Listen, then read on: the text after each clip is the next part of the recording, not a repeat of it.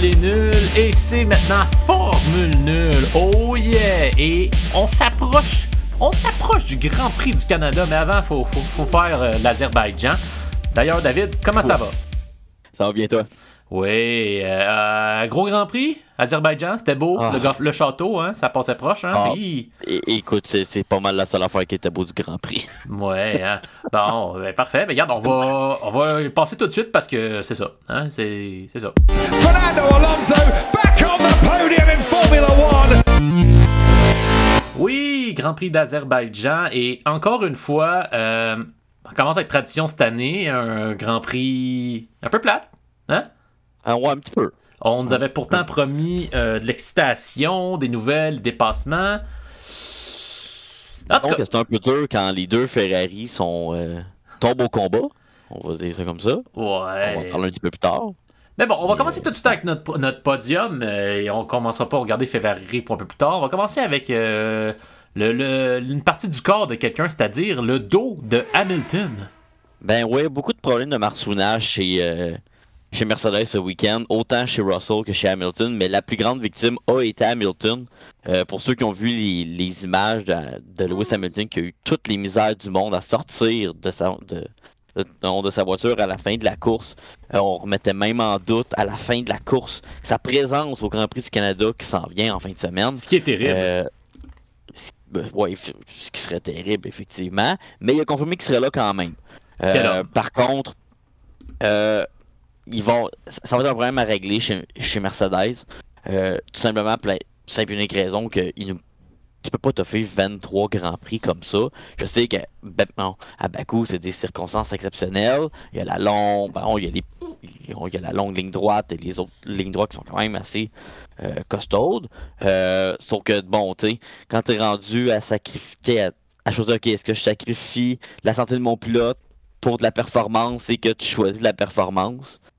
Ouais, c'est ça. Peut-être falloir espérer trouver une manière de régler le problème. Ce qui devrait arriver un jour pour Lewis Hamilton, j'espère. Écoute, c'est la première fois depuis très longtemps que j'avais un peu pitié de Lewis Hamilton. Excusez-moi si on fait beaucoup de bruit de mon côté. J'ai une chèvre en élevage ici. Match nul, on a commencé un petit élevage de chèvres. Donc voilà. Un jour, on va peut-être vous le présenter. Il va pas en faire peut-être des courses. Hein? Il doit peut-être faire des courses de chèvres, on sait pas. Donc excusez-moi. Malheureusement, notre studio Match nul est en même enclos que les trucs parce que les autres pièces sont nécessaires pour faire vivre les plantes. Hein? Si vous comprenez, vous allez comprendre ça. Mais continue sur Hamilton. En fait, j'avais pas mal fini. En fait, ce que je disais, c'est que Lewis Hamilton, c'est pas mon pilote préféré, mais pour une rare fois, je trouvais qu'il faisait vraiment pitié, puis j'avais comme un peu de sympathie pour lui. Bon, il a le droit d'être humain aussi, hein? Il a le droit d'être humain. Ok, on va tout de suite passer à la deuxième marche du podium, et celle-ci va beaucoup à Ferrari, hein? Qu'est-ce qui se passe? Qu'est-ce qui passe? C'est encore et encore incapable de faire quelque chose. Autant qu'au début de la saison, tout le monde remettait Red Bull, le moteur, le ci, le ça, Ferrari sur une lancée. Et autant que là, on a l'impression que c'est totalement l'inverse. Ferrari qui est incapable de finir des courses, de faire des stratégies. On comprend pas qu'est-ce qui se passe. Surtout que il y a Mattia Binotto qui a dit nous notre but c'est pas nécessairement de remporter le championnat du monde, c'est juste de participer. Non, tu ne peux pas dire ça. T'es en pleine course au championnat du monde. Tu viens de détruire les aspirations de tous les tifosi sur Terre et en fin de semaine, double DNF pour Leclerc et Sainz. Ça manque de sérieux, hein? Je trouve que ça manque un petit peu de sérieux. Autant que Red Bull, on se dit ok, quand est-ce qu'ils vont réussir à arranger leurs affaires, puis ça va marcher. Autant que Ferrari, on est comme ils vont-tu essayer?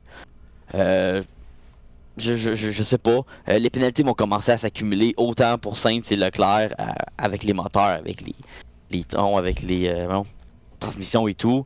Dans pas long, j'ai l'impression que Red Bull pourrait prendre un ascendant. Et encore plus triste que ça, Mercedes est pas si loin. Ouais. Étonnamment. Donc Donc j'ai l'impression qu'on pourrait peut-être même avoir une petite surprise Mercedes en disant ok, on donne un petit coup, puis on essaie de finir deuxième. J'ai l'impression que Red Bull est un peu parti pour la gloire présentement. Sainz fait absolument rien depuis quelques Grands Prix.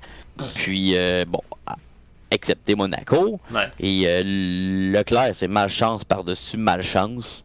Il y a de quoi qui fonctionne pas. Il va falloir le trouver et essayer de l'arranger au plus vite. Là.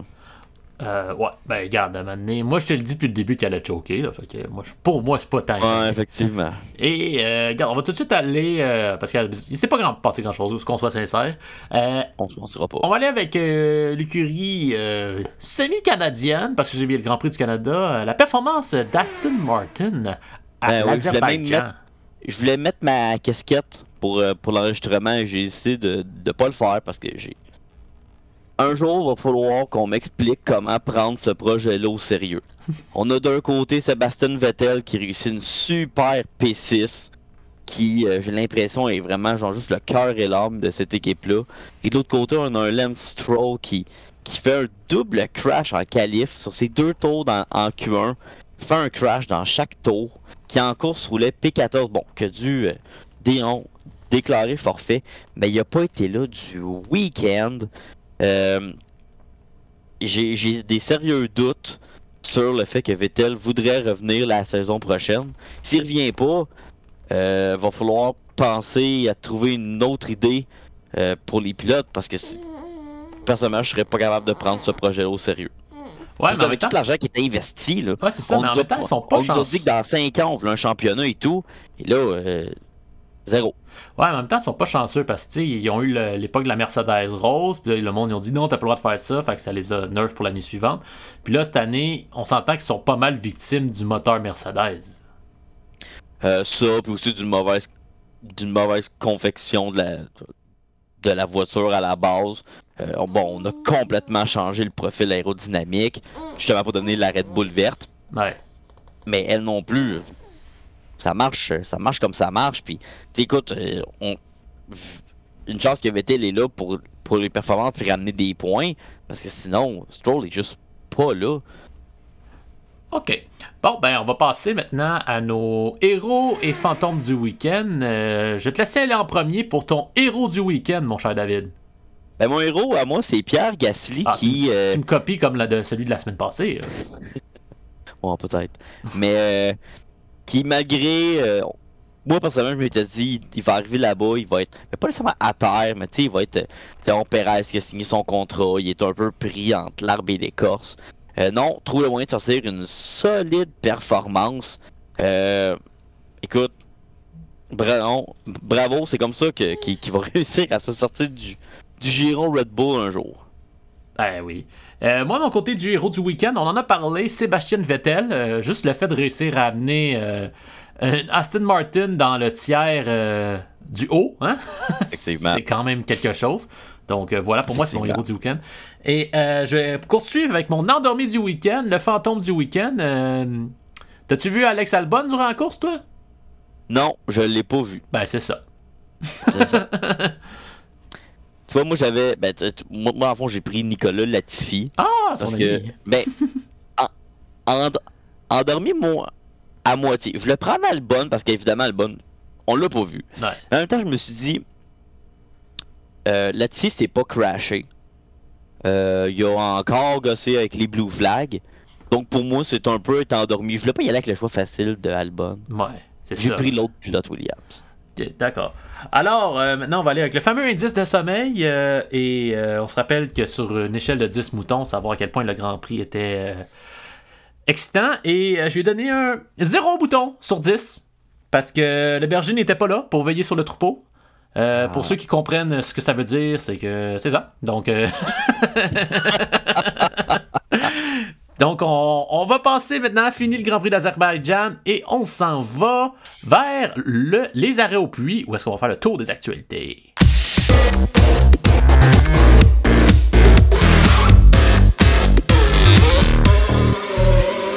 Et on va avec nos arrêts au puits urbains, et cette fois-ci, on s'arrête en Afrique du Sud, parce qu'il y aurait un possible retour d'un Grand Prix. Ben oui, peut-être finalement le retour du continent africain sur le calendrier de Formule 1. En Afrique du Sud, plus précisément au circuit de Kialami. Non, ça fait 30 ans que la Formule 1 n'y a pas été. Dans le fond, tout simplement, c'est... Ils ont-ils remis de l'asphalte sur le circuit ou ça va être rendu... Oui, le circuit était refait entièrement. C'est bon, ça. Dans le fond, c'est Stefano Domenicali qui est là-bas présentement pour entretenir certaines discussions. On parle peut-être du retour pour 2023. La question qui se pose rendu là, c'est que là, il y a déjà des circuits qui se rajoutent en 2023. Donc, est-ce qu'on irait jusqu'à 24 Grands Prix? Parce qu'on sait que l'année prochaine, il y a le Qatar qui va revenir. Il y a Las Vegas qui va se rajouter aussi. Jusqu'à où on va aller. On parle aussi de faire des alternances entre les Grands Prix sur 2 années. Mais on s'assure que ceux en Arabie, dans le Moyen-Orient restent à chaque année. Ben oui, mais parce qu'eux, ils payent. Eux sont capables de payer à chaque année. Il n'y a peut-être pas nécessairement exemple du Grand Prix de France, par exemple. T'sais. Ouais, mais lui, il est plate, fait que c'est correct. Ben, c'est ça, tu sais. Mais c'est ça. Donc, on parle peut-être du retour enfin du continent africain. On aurait enfin un championnat avec les 5 continents inclus sur le calendrier de la saison. Ouais, moi j'ai peut-être une solution pour le Grand Prix de France. Ils devraient renommer le Grand Prix de Monaco, le Grand Prix de France, comme ça serait deux pierres d'un coup, puis voilà, on s'est réglé, on en aurait 2, puis... Ouais, mais pas sûr que Monaco serait d'accord avec ça. Ben, mais bon, rendu là. C'est le Grand Prix de Monaco, non. Mais tu mets le drapeau de la France. En tout cas. Ça serait cool. Deuxième arrêt au puits. Cette fois-ci, on s'arrête chez Williams avec Piastri qui serait là dès 2023. Ben, on dit 2023. Il y a beaucoup de rumeurs qui sont sorties au courant des dernières heures qui disent que dans le fond, le Grand Prix du Canada pourrait être le dernier Grand Prix de Nicolas Latifi. Bon, c'est son Grand Prix local, donc on lui fera faire son Grand Prix après ça. Bye-bye, remplacé par Oscar Piastri, qui est pilote de réserve chez Alpine. Personnellement, j'y crois plus ou moins. J'ai l'impression qu'on va attendre que la saison termine. Et que Oscar Piastri arrive enfin en Formule 1. Il serait un peu temps que Nicolas Latifi quitte la F1. Il aurait fait son temps. Il aurait amené de l'argent à Williams. Déjà. Tout le monde aurait été content. Il aura eu un rôle d'impact sur un championnat, au moins. Dans un championnat. Il pourra se vanter de tout ça. Est-ce que ça va arriver durant la saison ou à la fin de la saison? Personnellement, je crois que ça va arriver à la fin de la saison. Question d'argent, évidemment, parce qu'on sait que les Latifi donnent beaucoup d'argent à Williams. Je sais pas si ça arrive en plein milieu de la saison, s'ils vont continuer à donner. Ils ont quand même quelques commanditaires sur la voiture aussi. Donc c'est à prendre avec un grain de sel, mais oui, Piastri serait chez Williams en 2023. Ça devrait être confirmé au courant des vacances d'été. Penses-tu qu'il va se partir un fonds pour les athlètes canadiens qui se font renvoyer parce qu'ils sont pas assez bons? Non, je ne crois pas. Il pourrait peut-être investir avec Nikita Mazepin, qui a fait un peu la même chose en Russie. Oui, c'était un peu ça la blague. Je sais pas. Ouais, ben c'est ça. Mais écoute, on sait jamais, peut-être. OK. Peut-être. Dernière au puits, on s'en va à Le Mans parce qu'il manquait un peu de nouvelles Formule 1 cette semaine. Donc, les 24 heures du Mans, David. Ben oui, il y a eu les 24 heures du Mans ce week-end, qui est personnellement ma course préférée. Cette année, j'ai pas eu le temps de l'écouter. Pas pris. Je l'ai suivi un peu par la bande. Domination des Toyota, encore une fois. Victoire de la Toyota numéro 8, conduite par Sébastien Buemi, Brendan Hartley et Ryo Hirakawa. C'était la dernière année. Deux anciens pilotes de Formule 1 là-dedans, quand même, hein? Effectivement. Donc, ça touche un peu avec le principe Formule 9. Donc, comme je disais, dernière année de domination techniquement des Toyota. Puis quand on dit domination, là, dans le fond, la Toyota numéro 8 a terminé 2 minutes devant la Toyota numéro 7 et 5 tours devant la Glickenhaus 907 ou 908, si je me rappelle bien. C'est une des deux. Mais c'est ça.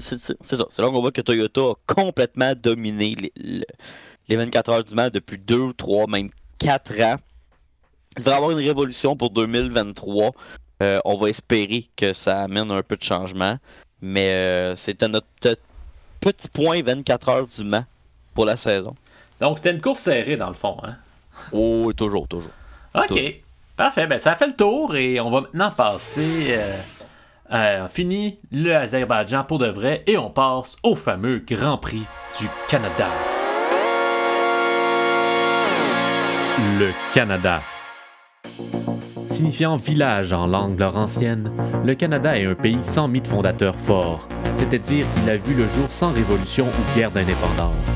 Ce qui fait du Canada un pays de grande différence où ses trois peuples fondateurs, les Anglais, les Français et les Premières Nations, ne sont jamais vraiment unifiés. Le premier ministre du Canada habite à Rideau Hall, qui a déjà eu un court de tennis intérieur en ses murs. Bien que ce soit lui qui dirige le pays, c'est la reine Élisabeth II qui est le chef théorique de l'exécutif et donc le chef d'État. Étant le deuxième pays producteur de diamants au monde, le Canada héberge plus de 680 espèces d'oiseaux. L'une des plus grandes villes du pays est Montréal, qui est la quatrième agglomération francophone dans le monde entier. Place au Grand Prix du Canada, sur le circuit avec la plus belle asphalte du Québec.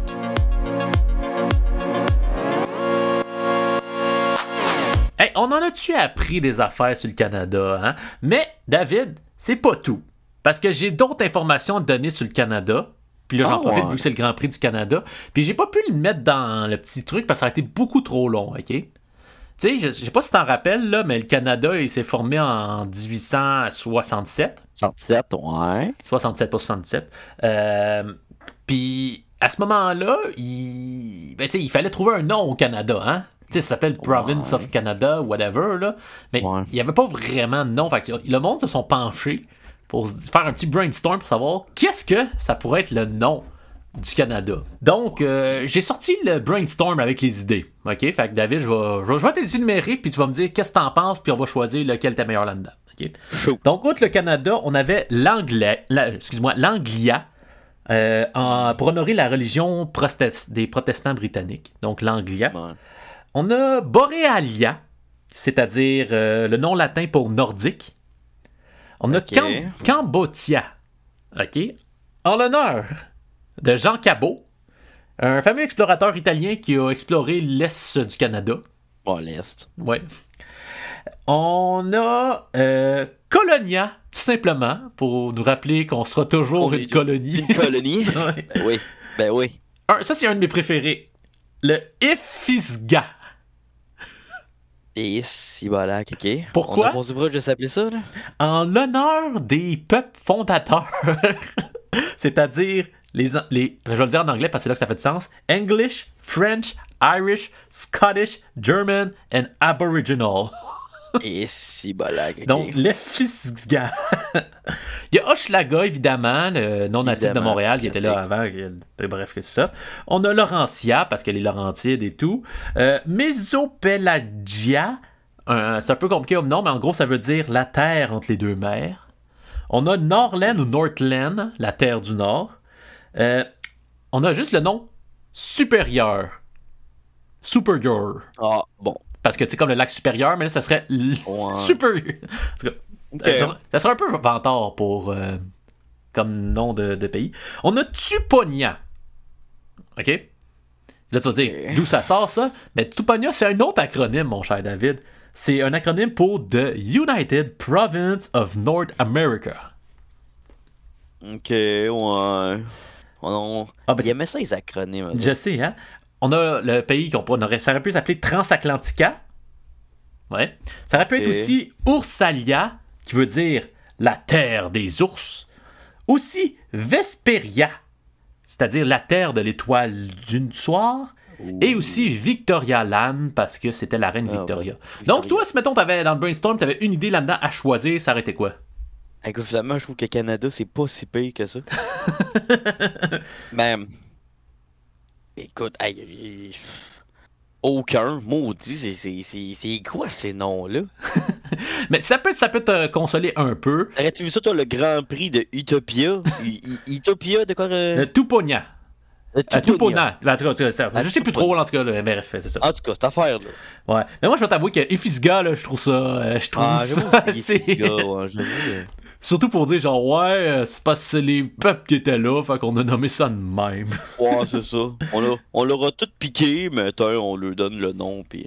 Ah non, ben ils sont dans le nom, hein, ils sont quand même là. Mais en tout cas, bref. Ouais. Donc voilà, tout ça pour dire que le Grand Prix du Canada, David, explique-nous un peu où est-ce qu'on s'en va.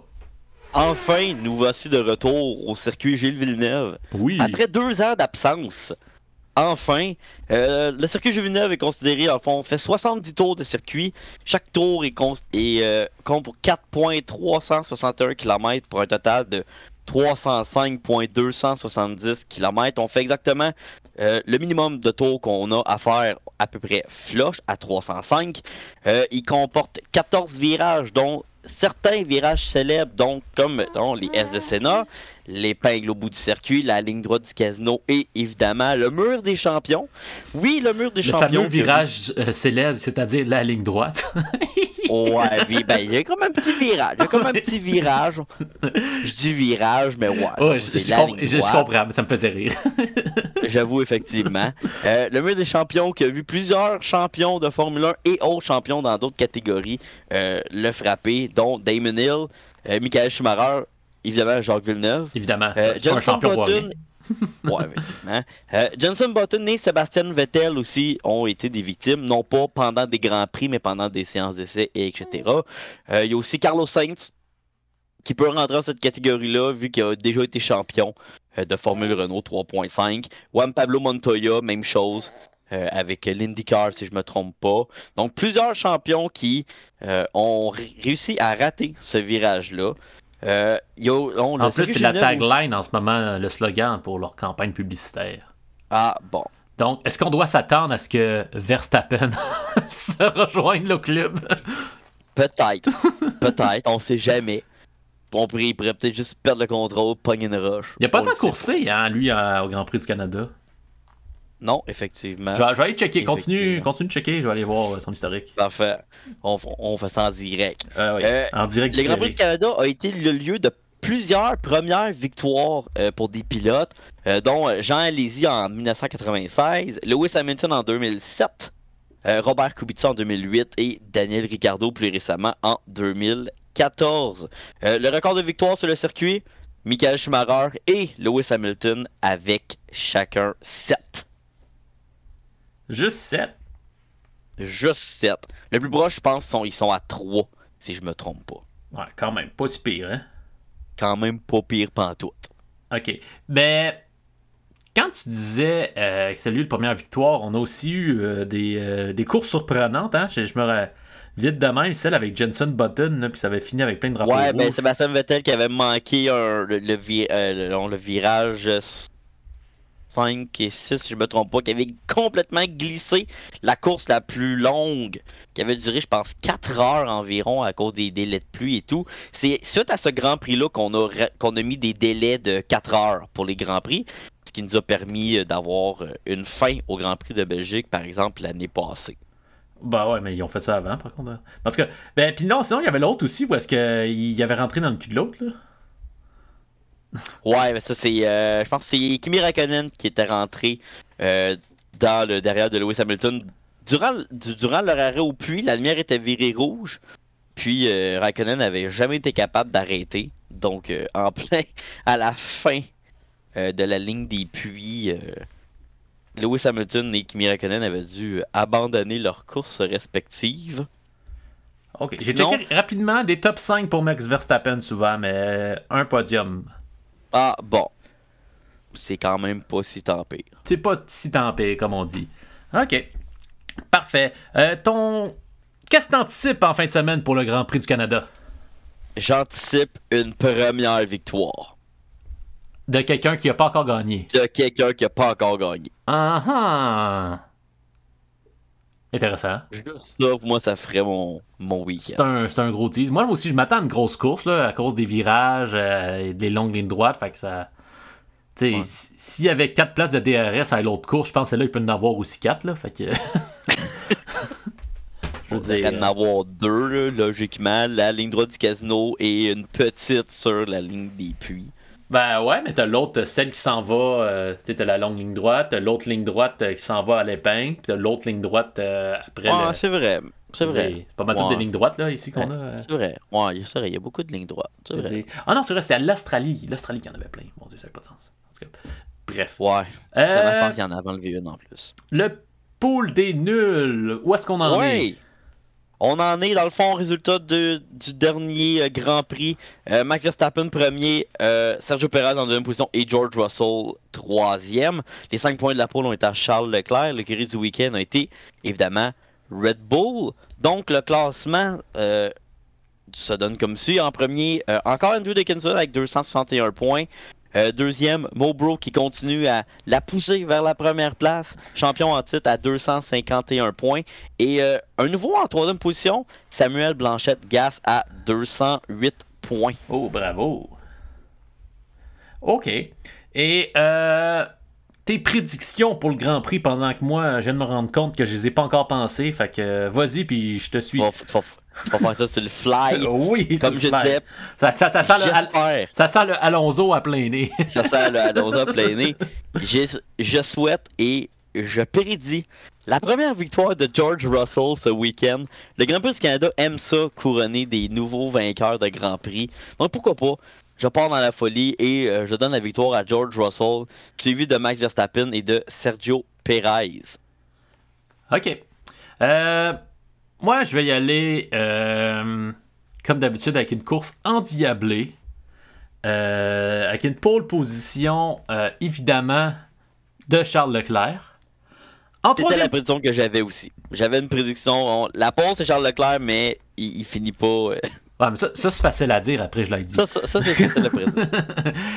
En troisième position, Lance Stroll. Oh, Grand Prix à la maison. Oui, je suis confiant, en même temps, non, mais on verra. En même temps que non. Deuxième position, Sergio Perez. C'est un choix logique. Première position, je vais peut-être le regretter, parce que j'arrête pas de le mettre en première position, puis ça marche pas. Carlos Sainz. Un jour, on se dit qu'un jour, ça va finir par arriver. On vient au main la première victoire. Ouais, en même temps, il n'y a pas de bac à gravier. Fait que c'est déjà ça son avantage. Là. J'aimerais croire à Lewis Hamilton, mais c'est ça. Il n'y a peut-être pas la voiture cette année. Il y a pas nécessairement. J'ai pas l'impression qu'il est encore tout là, qu'il est encore tout remis de la saison. Ouais. Mais bon. Ouais. L'an prochain, il va la regagner. Puis là, il va être 8. Ça va être l'année du 8. Là, fait qu'il va être bien correct. Ouais. OK. Ben, c'est tout. C'est tout pour notre épisode de l'Azerbaïdjan et gros Grand Prix du Canada. On a bien hâte. T'as-tu bien hâte, toi? Ouais, je suis sûr que tu as hâte à la journée porte ouverte. J'espère qu'il mouillera pas trop. Ah oui, en plus, il annonce de la pluie en fin de semaine. Peut-être un petit peu. Est-ce qu'on peut demander rien de mieux, hein? C'est sûr que c'est pas si tu y vas, pis c'est tant plus beau avec le soleil, là. Ouais, mais en même temps, c'est fun d'avoir un grand break avec la pluie. Oui, c'est ça. Puis Montréal, on s'entend que c'est toujours mongol, qu'importe ce qui se passe. Bon, effectivement. Fait que c'est ça. On se revoit dans une prochaine fois.